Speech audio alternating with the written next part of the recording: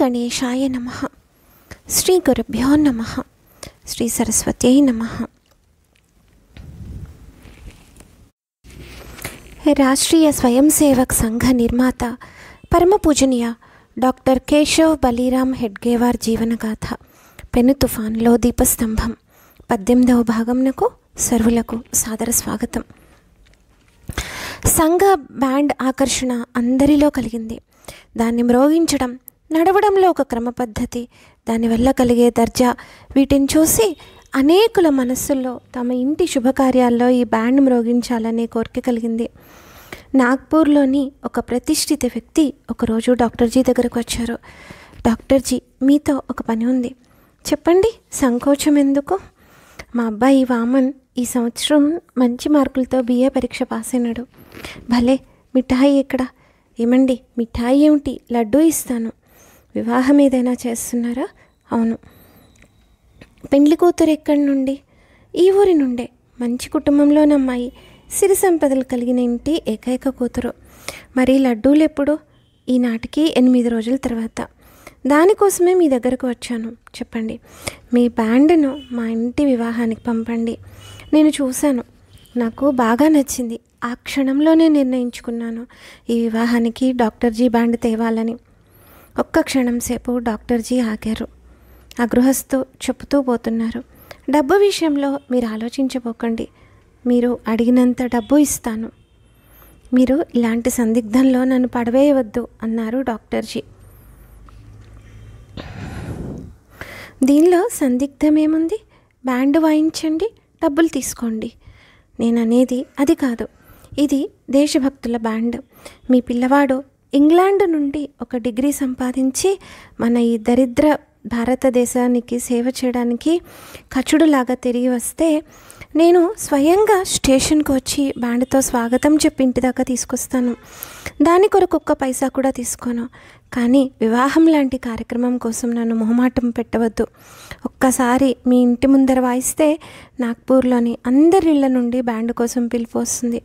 చూడండి, ఈ వాదకులు పెద్ద పెద్ద ఇళ్ల నుండి వచ్చిన వారు. వాళ్ళ స్థానాల్లో వాళ్ళు ఉద్యోగం చేస్తుంటారు. ఒకటి, వారికి సమయం దొరకదు. 2, ఫలానా వారింట్లో పెండ్లి ఉంది, నీవు వెళ్ళి వాయించు అన్న మాట నా నోటి నుండి రాదు.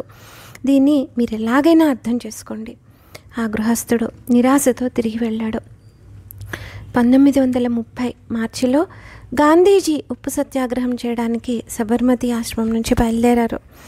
6 ఏప్రిల్ నాడు దండి సముద్ర తీరంలో ఉప్పు సేకరించి సత్యాగ్రహ భేరీని మ్రోగించారు. స్వాతంత్ర పోరాటంలో అదొక భాగం. నాగ్పూర్ కాంగ్రెస్ కార్యవర్గంలో డాక్టర్జీ సదస్యుడు. అంతేకాక ప్రాంతీయ కాంగ్రెస్లో కార్యదర్శి కూడా.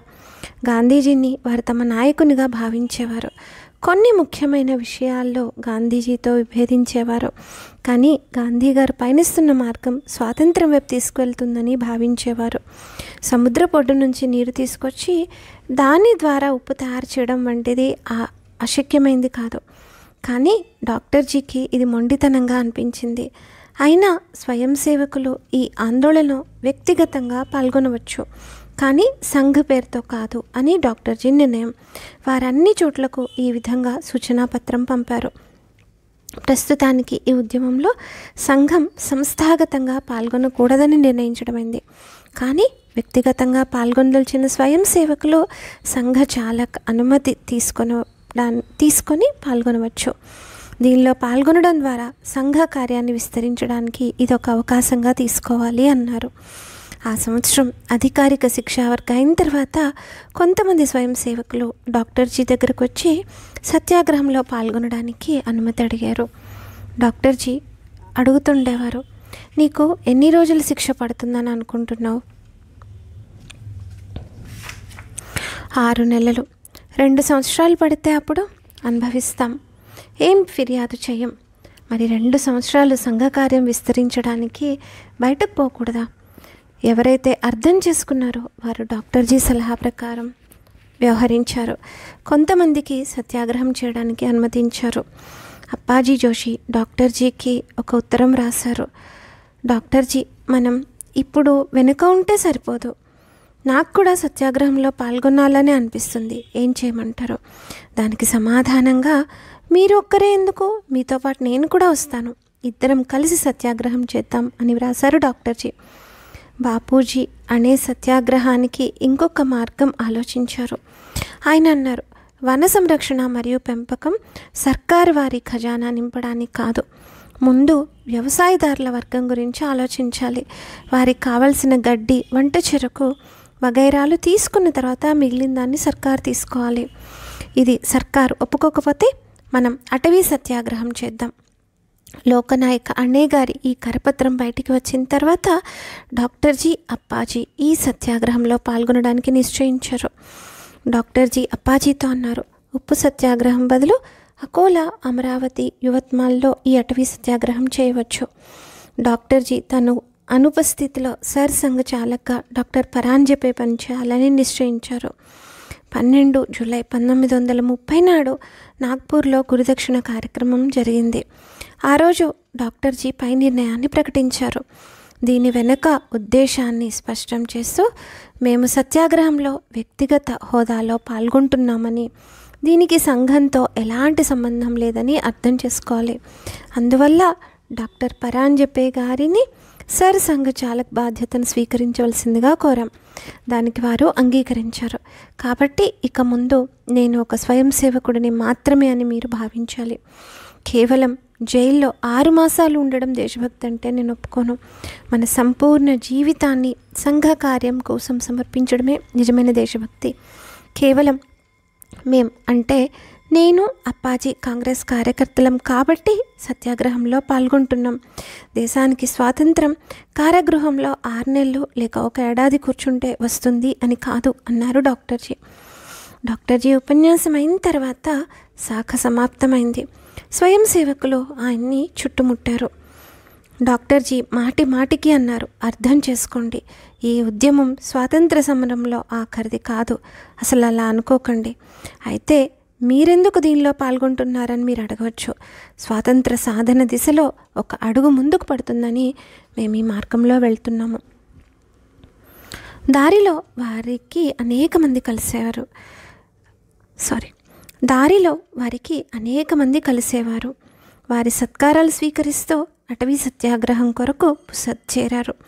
అక్కడికి వెళ్ళిన తర్వాత 2వ రోజు పొద్దున కాలకృత్యాలు పూర్తి చేసి పక్కనే ప్రవహిస్తున్న నదిలో స్నానం చేసి తిరిగి వస్తున్నప్పుడు ఒక గోవు మెడకు తాడు కట్టి గట్టిగా లాగుతూ 2 ఇతర కటిక వాళ్ళు కనిపించారు. ఎక్కడికి తీసుకువెళ్తున్నారు ఈ గోవుని అని అడిగారు డాక్టర్జీ. వధించడానికి అన్నారు. ఎన్ని రూపాయలు ఇచ్చి ఆవును కొన్నారు? 12 రూపాయలు. దీన్ని వధించి మాంసం అమ్మితే మీకు ఎంత డబ్బు వస్తుంది? 25-30 రూపాయలు వస్తాయి. ఆ డబ్బు నేను ఇస్తాను, మీరు వీటిని చంపకుండా వదిలిపెట్టండి. అప్పుడు ఒక ముసలి కటికవాడు అక్కడికి వచ్చాడు. సంవత్సరాల తరబడి ఇక్కడ మేము గోవులను చంపుతుంటాం. రోజు మాంసం తీసుకునే కొనుగోలుదారులు మాకున్నారు. మీకు ఆవులను ఇచ్చిన తర్వాత మేము వాళ్ళకి మాంసం ఎలా ఇవ్వగలము అన్నారు. మీ సంగతి మీరు చూసుకోండి, కానీ ఒక్కటి గుర్తుంచుకోండి, నా ఎదుట మిమ్మల్ని గోవధ చేయనీయను.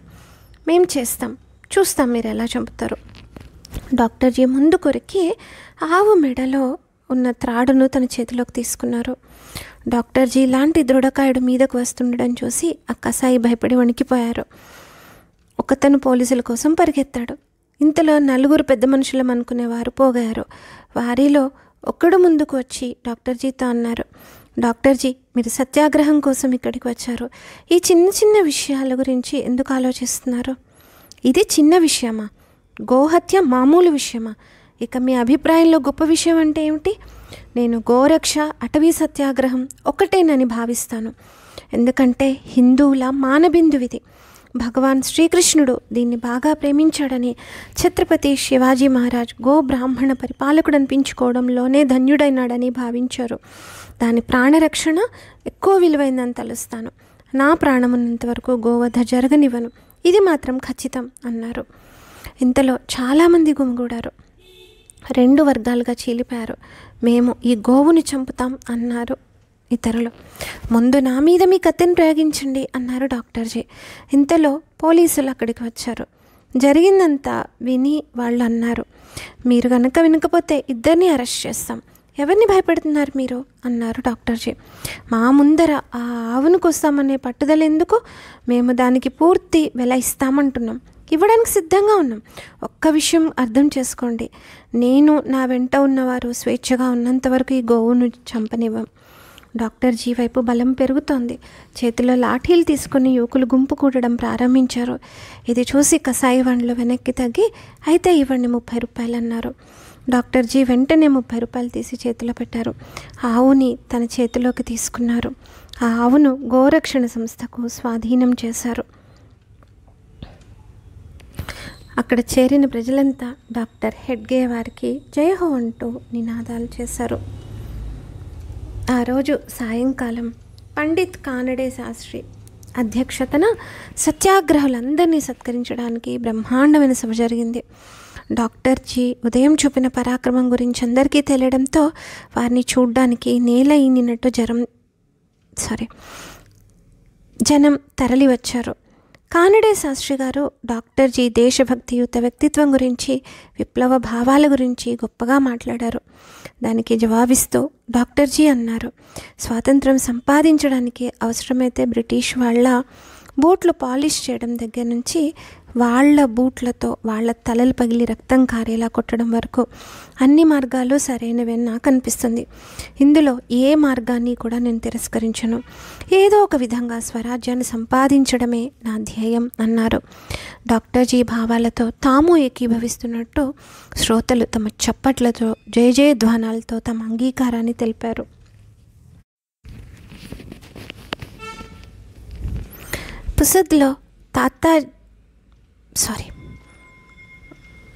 పుసద్లో తాత్యాజీ అన్నా సత్యాగ్రహం చేయాలని, డాక్టర్జీ దళం యువత్మాల్లో సత్యాగ్రహం చేయాలని నిర్ణయించారు. తదనుసారం డాక్టర్జీ దళం యువత్మాల్కు చేరింది. 21వ తేదీ ఉదయం 6 గంటలకు డాక్టర్జీ దళం ప్రభుత్వ అడవుల వైపు పయనమైంది. ఇది యవత్మాల్ నుండి 6 మైళ్ళ దూరంలో ఉంది. సత్యాగ్రహ నియమాల ప్రకారం స్థలం ముందుగానే ప్రభుత్వాధికారులకు తెలిపారు. అందువల్ల ముందుగానే అక్కడికి పోలీసులు వచ్చారు. డాక్టర్జీ చేస్తున్న అద్భుత సత్యాగ్రహం చూడడానికి రమారమి 10,000 మంది ప్రజలు అక్కడ గుమిగూడారు. పోలీసులు వాళ్ళని దూరంగా ఉంచే ప్రయత్నం చేశారు, కానీ ప్రజలు వారిని తోసుకొని అడవి దగ్గరకు చేరారు. సరిగ్గా 9 గంటలకు డాక్టర్జీ తన దళంతో అక్కడికి చేరారు. ఎవ్వరి ప్రోత్సాహం లేకుండానే ప్రజలు డాక్టర్జీకి జయజయధ్వానాలు చేశారు. డాక్టర్జీ చేతిలో వెండి కొడవలుంది. వారు ముందుకు సాగి గుప్పెడు గడ్డిని కోశారు. అధికారులు వారిని అడ్డుకున్నారు. మీ దగ్గర గడ్డి కోయడానికి ప్రభుత్వం నుండి అనుమతి పత్రం ఉందా? సత్యాగ్రహి అనుమతి తీసుకుని సత్యాగ్రహం చేస్తాడా? అయితే నేను మిమ్మల్ని అరెస్ట్ చేస్తాను. డాక్టర్జీ వెనుకనే వారి దళం వారు గడ్డి కోయడం ప్రారంభించారు. పోలీసులు వాళ్లను చుట్టుముట్టారు.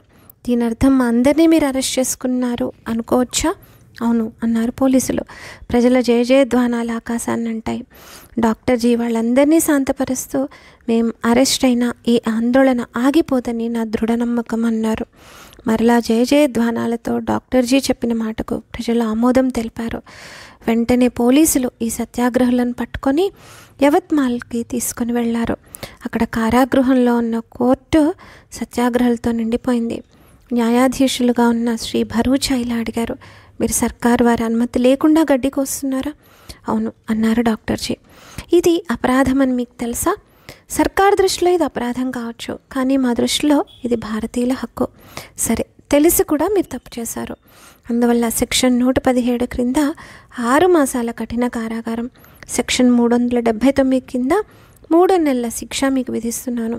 ఈ రెండు ఒకదాని తర్వాత ఒకటి మీరు అనుభవించవలసి ఉంటుంది. ధన్యవాదాలు. డాక్టర్జీ మిగతా 11 మంది సహచరులకు 4 నెలల కఠిన కారాగారవాస శిక్ష విధించారు.